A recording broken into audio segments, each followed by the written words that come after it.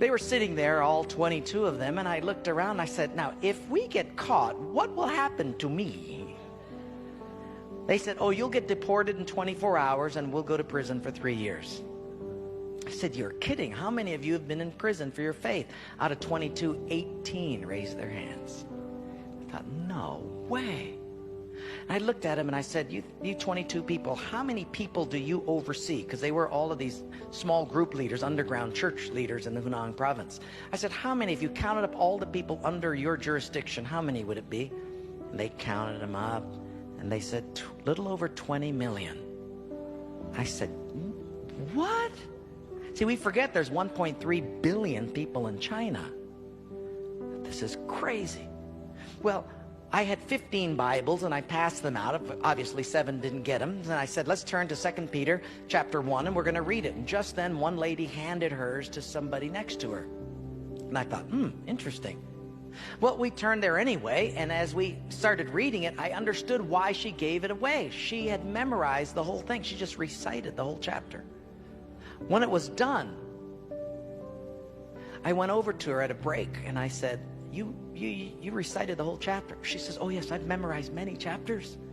I said, where did you memorize so many chapters? She said, in prison. I said, you have much time in prison.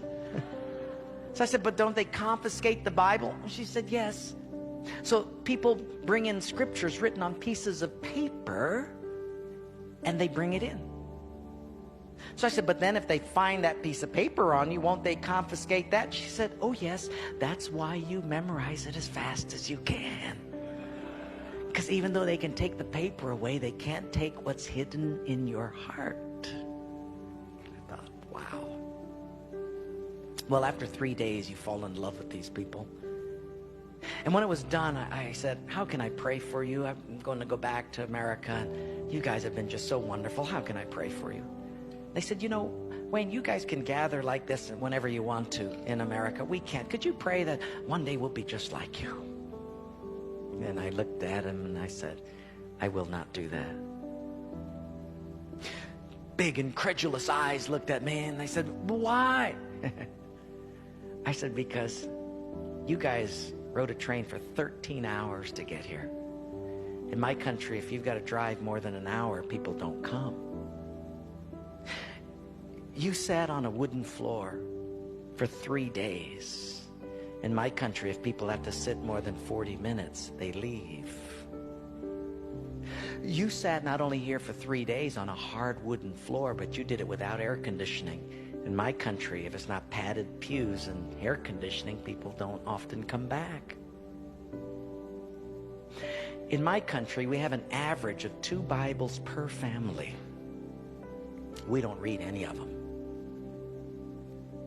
You hardly have any Bibles, and you memorize them from pieces of paper. I will not pray that we become like, you become like us, but I will pray that we become just like you.